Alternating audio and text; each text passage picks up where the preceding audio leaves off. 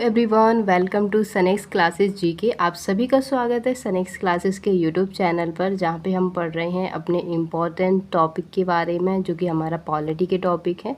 तो इससे पहले हमने 4 टॉपिक को कवर किया है। अगर आपने नहीं देखा है तो चैनल पे जाके आप देख सकते हैं। ये पूरी सीरीज़ आएगी आपकी, तो आप साथ साथ में नोट्स भी बनाइएगा, शॉर्ट नोट्स बनाइएगा। जैसी चीज़ें आप सुनते हैं उसके बाद अपनी भाषा में अगर आप चीज़ों को लिखेंगे, अपने नोट्स में लिखेंगे, तो चीज़ें आपको बहुत देर तक और बहुत टाइम तक याद रहती हैं। एंड साथ साथ आप 1-2 दिन में उनका थोड़ा थोड़ा रिवीजन करते रहिएगा, ठीक है। तो आज हम बात करते हैं पार्ट 3 की। तो भाग 3 में दिया गया है फंडामेंटल राइट, जिसको कहा जाता है मौलिक अधिकार, ठीक है। इंडियन कॉन्स्टिट्यूशन में एक ऐसा पार्ट है जहाँ पे लोगों की राइट के बारे में बात की गई है कि लोगों को क्या क्या राइट है, जनता जो है उसको क्या क्या अधिकार है, ठीक है। तो वही आज हम फंडामेंटल राइट में पढ़ेंगे। तो पार्ट 3 में क्या दिया गया है, फंडामेंटल राइट दिया गया है। एंड फंडामेंटल राइट कहाँ से कहाँ तक है, तो 12 से 35 तक। यहाँ पे देखते हैं जो फंडामेंटल राइट हैं, जो मौलिक अधिकार हैं, वो कौन से देश के कॉन्स्टिट्यूशन से लिए गए हैं। तो ये ले गए हैं यूएसए से, ठीक है, यूनाइटेड स्टेट ऑफ अमेरिका से, यूएसए से लिए गए हैं। तो वेरी इंपॉर्टेंट है, आपको इसको भी ध्यान रखना है। बात करते हैं, अगर ये यूएसए से लिए गए हैं तो यूएसए में फंडामेंटल राइट को क्या कहा जाता है। तो यूएसए में फंडामेंटल राइट को बिल ऑफ राइट के नाम से जानते हैं। किस नाम से जानते हैं, बिल ऑफ राइट के नाम से जानते हैं। जैसे कि इंडिया में हम इनको फंडामेंटल राइट कहते हैं, वैसे ही यूएसए में इनको बिल ऑफ राइट्स के नाम से जाना जाता है। इम्पॉर्टेंट है, याद रखिएगा। अब बात करते हैं फंडामेंटल राइट जो है वो क्या है, प्रोटेक्टेड बाय कॉन्स्टिट्यूशन। तो क्या है ये, protected by constitution. Fundamental right लोगों के जो हैं वो कॉन्स्टिट्यूशन के द्वारा प्रोटेक्ट किए गए हैं। जैसे अगर आपके फंडामेंटल राइट का कोई हनन करता है तो उस केस में आप क्या कर सकते हैं, आप सुप्रीम कोर्ट जा सकते हैं। जब आप सुप्रीम कोर्ट जाएंगे तो ये बात किस में दी गई है, आर्टिकल 32 में दी गई है। किस में दी गई है, आर्टिकल 32 में दी गई है। और यहीं पे अगर हम बात करें कि आप सुप्रीम कोर्ट ना जाके अगर हाई कोर्ट जाएंगे तो ये बात किस में दी गई है, तो ये दी गई है आर्टिकल 126 में। कितने, 126 में दिया गया है कि 126 के थ्रू आप हाई कोर्ट जा सकते हैं, ठीक है, अगर आपके फंडामेंटल राइट का हनन होता है। दोनों ही इंपॉर्टेंट क्वेश्चन है और ये सुप्रीम कोर्ट वाला क्वेश्चन बहुत ज़्यादा इंपॉर्टेंट है, ठीक है। तो अगर फंडामेंटल राइट का अवोल्यूशन होता है तो उस केस में आप कहाँ जा सकते हैं, सुप्रीम कोर्ट जा सकते हैं, ठीक है। तो ये किसके द्वारा प्रोटेक्टेड किए गए हैं, कॉन्स्टिट्यूशन के द्वारा इनको प्रोटेक्ट किया गया है।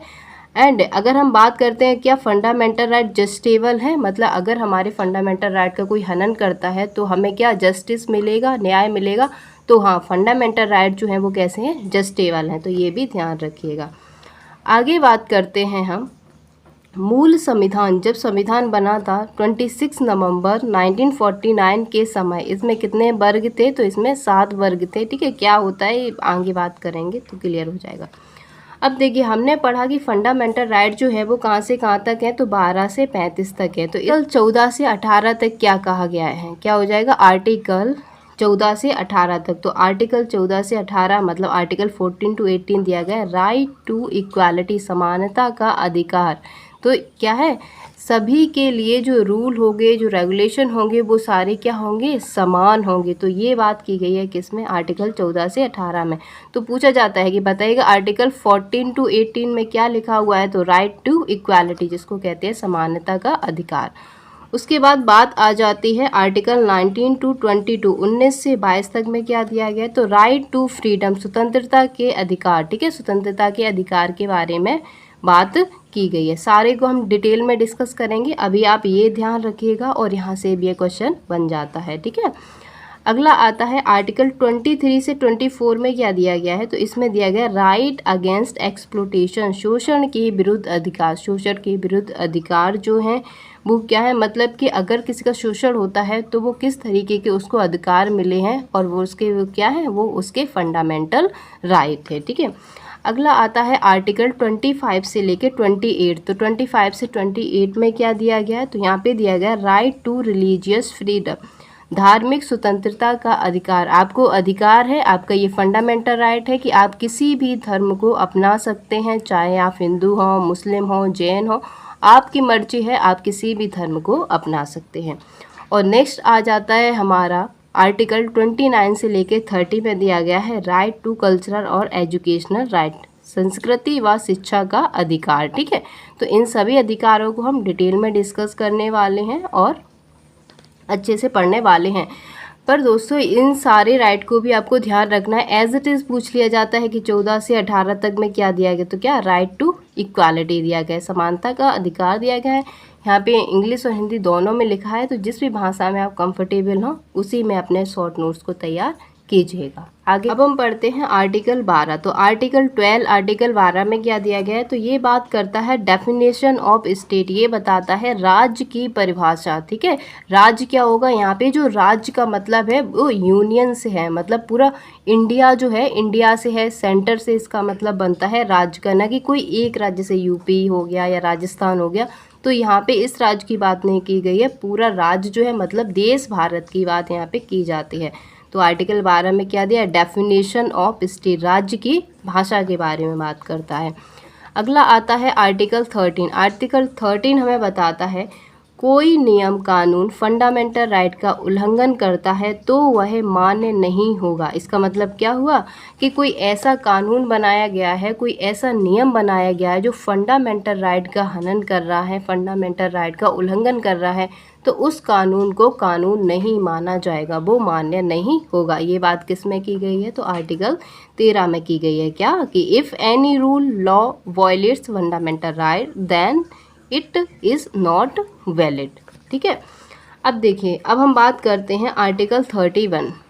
ठीक है, तो अभी हमने क्या देखा था, पिछली बार जो हमने बात की थी वो हमने बात क्या की थी कि 29 to 30 की बात की थी। ठीक है, तो इसके बारे में हम डिटेल में थोड़ी देर बाद डिस्कस करेंगे। 30 से लेके 35 के जो रह जाते हैं उनको हम पहले डिस्कस कर लेंगे, उसके बाद इन सारे फंडामेंटल को हम राइट को हम डिस्कस करेंगे, क्योंकि ये उनसे भी ज़्यादा इम्पोर्टेंट है। ठीक है, तो अब हम बात करते हैं 31। तो 31 में देखिए क्या है, 31 कहता है it was remove under right to property. देखिए इसका मतलब है कि पहले जो 31 था इसका मतलब संपत्ति का अधिकार पहले फंडामेंटल राइट हुआ करता था। कब, 1978 से पहले एक फंडामेंटल राइट हुआ करता था, बट इसमें क्या होता है, संशोधन होता है, अमेंडमेंट होता है, और इसको क्या कर दिया गया, फंडामेंटल राइट से हटा दिया गया, संपत्ति के अधिकार से हटा दिया गया।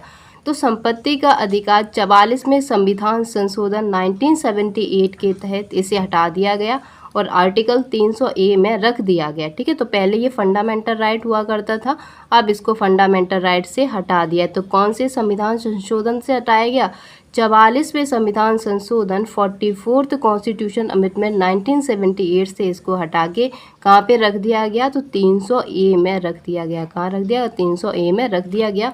और ये जो अमेंडमेंट है it's very important, very very important दोस्तों, बहुत बार पूछा गया है। ठीक है, तो ये भी पूछा गया है कि वो कौन सा राइट है जो फंडामेंटल राइट में नहीं आता है, तो राइट टू प्रॉपर्टी। क्या है, राइट टू प्रॉपर्टी जो है पहले फंडामेंटल राइट था, अब ये एक फंडामेंटल राइट नहीं है। तो ये चीज़ आपको ध्यान में रखनी है। अब हम बात करते हैं आर्टिकल 32 के बारे में। 32 क्या कहता है, ये कहता है राइट टू कॉन्स्टिट्यूशनल रेमेडी। क्या कहता है, राइट टू कॉन्स्टिट्यूशनल रेमेडी, संवैधानिक उपचारों का अधिकार। अगर आपके फंडामेंटल राइट को कोई अबॉलिश करता है, कोई आपके फंडामेंटल राइट का हनन करता है, तो उस केस में राइट टू कॉन्स्टिट्यूशनल रेमेडी के तहत आप क्या कर सकते हैं, आर्टिकल 32 के थ्रू जो है वो सुप्रीम कोर्ट में शिकायत कर सकते हैं। ये हमने आपको पिछली बार भी बताया है। तो क्या है, आर्टिकल 32 से आप सुप्रीम कोर्ट जा सकते हैं अगर आपके फंडामेंटल राइट का कोई हनन करता है। ठीक है, उसके बाद हमारे पास 33 आता है। तो आर्टिकल 33 क्या कहता है, तो इसका कहना है कि parliament's power to limit the fundamental right of police, ये पुलिस लिखा हुआ है, police, security forces, intelligence organisation etcetera. इसका मतलब क्या है, पुलिस, सुरक्षा बलों, असूचना घटनाओं आदि के मौलिक अधिकारों को सीमित करने की संसद की सकती। कहने का मतलब है कि संसद के पास वो पावर है। देखिए जो पुलिस है या फिर सुरक्षा बल है तो वो क्या है तो वो इंडियन ही। जो पावर, जो फंडामेंटल पावर, फंडामेंटल राइट की जो पावर है जो लोगों को मिली हुई है वही उन सभी लोगों को मिलनी चाहिए। जो पुलिस है या सिक्योरिटी फोर्सेस है सब इंडियन ही, तो वो सारी पावर उनको भी मिलना चाहिए। बट वो क्या है, पुलिस हो या सिक्योरिटी फोर्सेस हो, इंटेलिजेंस ऑर्गेनाइजेशन हो, तो इनके लिए अलग से पावर, कौन सी पावर देनी है, कौन सी पावर इनको नहीं देनी है, ये डिसाइड की जाती है पार्लियामेंट के द्वारा। ठीक है, तो ये बात की गई है आर्टिकल 33 में। ठीक है, अब हम बात करते हैं आर्टिकल 34 की। तो आर्टिकल 34 में क्या है, तो 34 यहाँ पे कहता है कि parliament's power to limit fundamental right in case of enforcement of military law. कहीं पर अगर मिलिट्री लॉ लगा हुआ है तो उस केस में फंडामेंटल राइट को जो सीमित करके रखने की जो पावर है वो किसके पास है, वो पार्लियामेंट के पास है। ठीक है, जब आप आगे पढ़ेंगे तब आपको पता चलेगा कि इन केस ऑफ इमरजेंसी के केस में आपके फंडामेंटल राइट की पावर क्या होती है। ठीक है, और कौन उसको सीमित करता है, तो वो सारी चीज़ें आगे के वीडियो में आपको पता चलेगी। अभी आप ध्यान रखिएगा कि आर्टिकल 34 कहता है कि सेना विधि के लागू होने की स्थिति में मौलिक अधिकारों को सीमित करने की संसद की शक्ति। ठीक है, तो कौन इसको, जो फंडामेंटल राइट है, कौन सीमित कर सकता है, तो जो संसद है, जो पार्लियामेंट है, वही इनको सीमित कर सकती है। ठीक है, अगला आता है आर्टिकल 35। तो आर्टिकल 35 क्या कहता है, इसका कहना है in case of violation of fundamental right the parliament has the power to make law. मौलिक अधिकारों के उल्लंघन की स्थिति में संसद को कानून बनाने की शक्ति है। अगर फंडामेंटल राइट का वायलेशन हो रहा है तो उस केस में संसद के पास पावर है कि वो उस पर कोई लॉ और कानून बना सकती है। ठीक है, तो क्वेश्चन आता है कि अगर फंडामेंटल राइट का उल्लंघन हो रहा है, वायलेशन हो रहा है, तो उस केस में किसके पास वो पावर है जो फंडामेंटल राइट के ऊपर कानून बना सकते हैं। तो किसके पास पावर है, पार्लियामेंट के पास में ये पावर है। ठीक है, तो दोस्तों हमने यहाँ तक पढ़ लिया है हमारे फंडामेंटल राइट। एक बार हम और डिस्कस करते हैं कौन से पार्ट में दिए गए हैं। तो पार्ट 3 में दिए गए हैं, कहाँ से कहाँ तक हैं, तो 12 से 35 तक दिए गए हैं। ठीक है, तो हमने क्या पढ़ा था, 14 to 30 जो थे वो हमने जो जोड़े वाले जो फंडामेंटल राइट थे, जैसे कि 14 से 18 तक था, फिर 19 से 22 तक था, तो इस तरीके से हमने उनको पढ़ा था। उसके बाद जो भी रिमेनिंग रह गए थे हमने उनको पढ़ लिया है। अब हमारे पास वही इम्पोर्टेंट वाले रह गए हैं जो हमने छोड़ दिए थे। ठीक है, तो अब हम बात करते हैं आर्टिकल 14 से लेके 18 की। वेरी इंपॉर्टेंट है दोस्तों, तो ध्यान रखिएगा इन सभी को। ठीक है, तो यहाँ पे हम बात करते हैं 14 से 18 में क्या दिया गया है। तो आर्टिकल 14 से 18, 14 to 18 बात करता है right to equality. Right to equality, समानता की बात होती है। यहाँ पे क्या हो जाएगा, समानता की बात होती है। तो आर्टिकल 14 कहता है कि equality before law and equal production of law.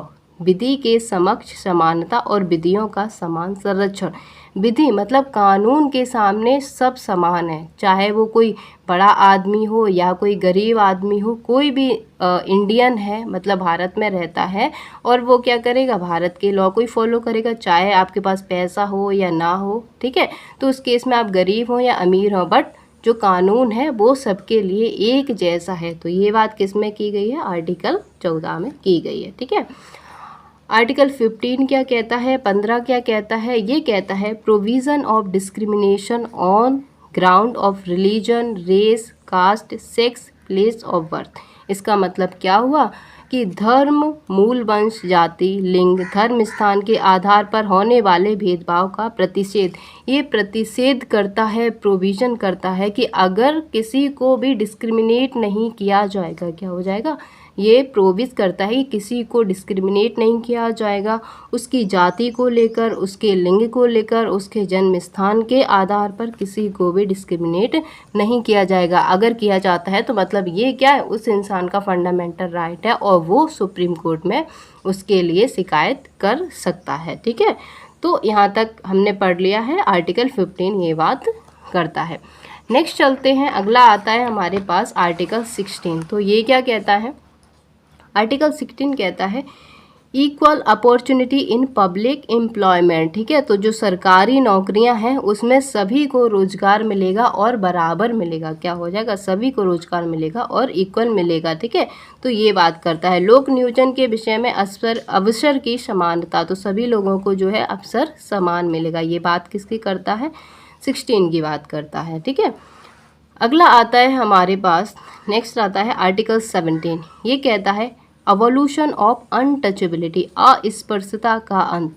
जैसे कि कहते हैं ना कि आप हम बड़ी जाति के हैं, वो छोटी जाति के हैं, तुम छोटी जाति को, मतलब इस तरीके की जो बातें होती हैं, छुआछूत की जो है चीज़ें होती हैं, तो अगर ऐसा कहीं पे देखने को मिलता है तो इसका क्या होना चाहिए, अवोल्यूशन होना चाहिए, मतलब ये सारे काम नहीं होने चाहिए इस तरीके के, ठीक है।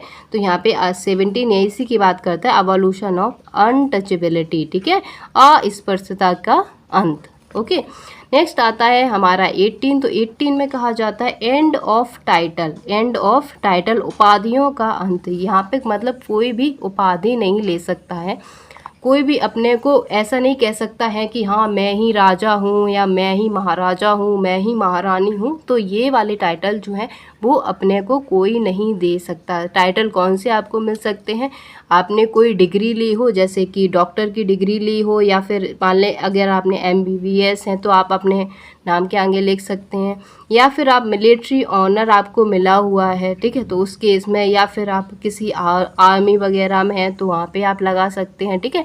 बट और किसी भी प्रकार के टाइटल आप खुद से नहीं ले सकते हैं, ठीक है। तो ये बात करता है कौन, आर्टिकल 18, ठीक है। तो अभी तक हमने कौन सा पढ़ा, तो हमने पढ़ा 14 से 18 तक का। तो